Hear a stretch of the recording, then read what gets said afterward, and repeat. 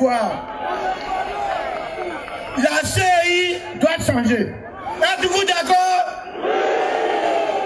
La carte nationale d'identité doit être gratuite. Êtes-vous d'accord?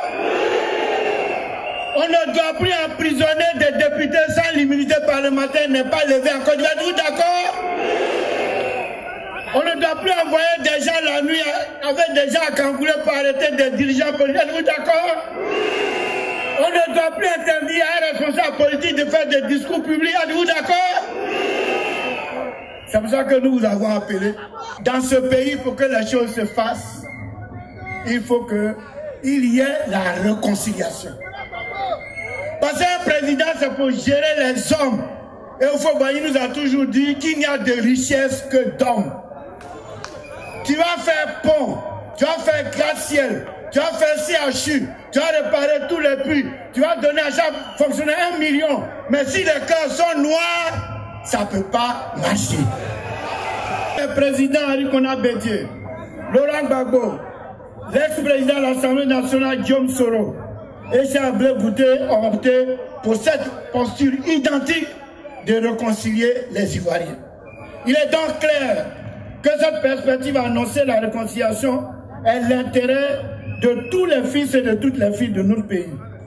Mais il faut se réconcilier pour que la paix véritable arrive, pour qu'il y ait la stabilité. Sans stabilité, sans paix, il n'y a pas de développement.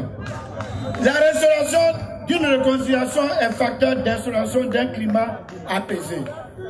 Alors, chers militants,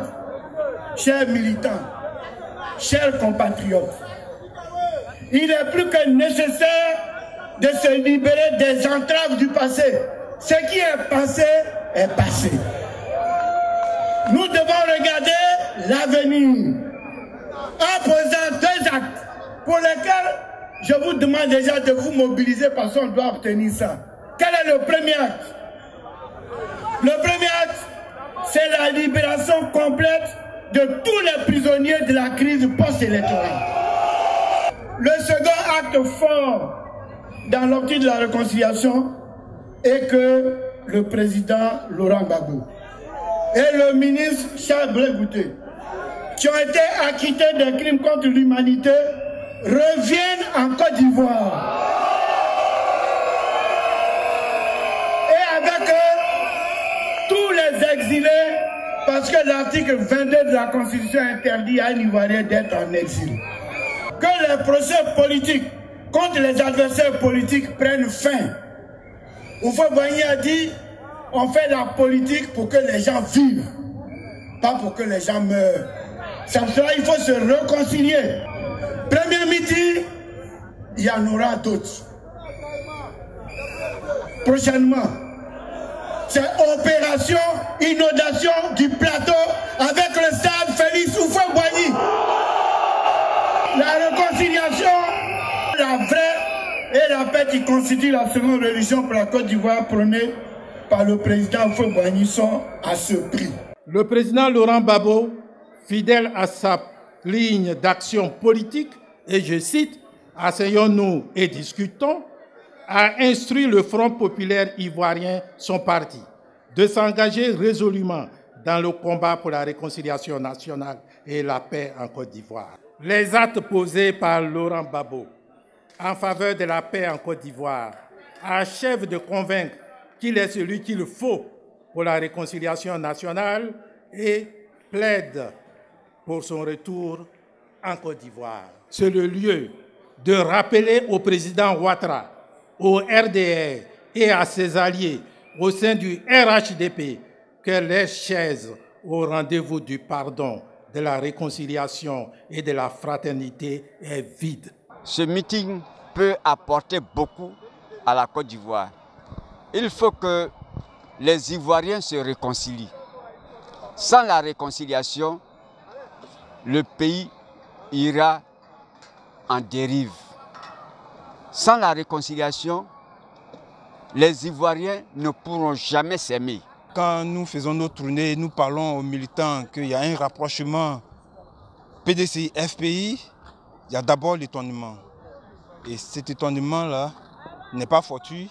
C'est le début de la réconciliation en Côte d'Ivoire qui aurait penser que le PDCI et le FPI auraient avoir une plateforme non idéologique. Cela a lieu et c'est le début de la réconciliation. Nous saluons cela et la Côte d'Ivoire a besoin d'une réconciliation parce qu'il faut une réhabilitation sociale. Le peuple en a besoin et qu'il y ait un ouf de soulagement en Côte d'Ivoire. La réconciliation entre les Ivoiriens qui a été lancée aujourd'hui à travers ce meeting va se poursuivre parce qu'avec cette mobilisation, nous avons compris que tous les Ivoiriens avaient soif de cette manière de faire la politique. Le président Bédié, qui est l'aîné de la politique ivoirienne, avec humilité, est allé vers le RDR et il a mis le RDR au pouvoir en 2010. Avec humilité, il est allé vers Soro Diom pour lui faire comprendre que nous sommes tous Ivoiriens, il faudrait qu'on fasse la politique pour que notre pays soit en paix. Et donc, le président Bédié, en allant vers le président Gbagbo, c'est dans la même lignée. Parce que l'objectif pour le président Bédié, c'est de réconcilier tous les Ivoiriens. La Côte d'Ivoire est influencée à un certain niveau sociologique par la politique. Et donc, il y a certaines actions qu'il faut mener pour que la base puisse se réconcilier. Donc, dans ce contexte, le doyen, qui est le plus sage de la politique ivoirienne, qui s'est obligé de nous réconcilier, tous les jeunes Ivoiriens leaders qui sont dans l'opposition, qui comprennent que pour construire une nation, on a besoin de dialogue et non de la violence ni de la haine, doivent œuvrer comme les jeunes du PDCI le font pour que notre pays soit apaisé. Parce que 2020 fait peur à certaines personnes, mais 2020, c'est la jeunesse qui est plus nombreuse. Et cette jeunesse, elle ne prend pas conscience que c'est par le dialogue, par la manière de faire la politique que nous pouvons avoir la paix et qu'elle se laisse manipuler par des assoiffés. Ça va créer des situations où nous jeunes, on va souffrir. Donc chacun dans son entité doit œuvrer à ce que ses militants et sa base puissent travailler pour qu'on aille à la réconciliation sincère.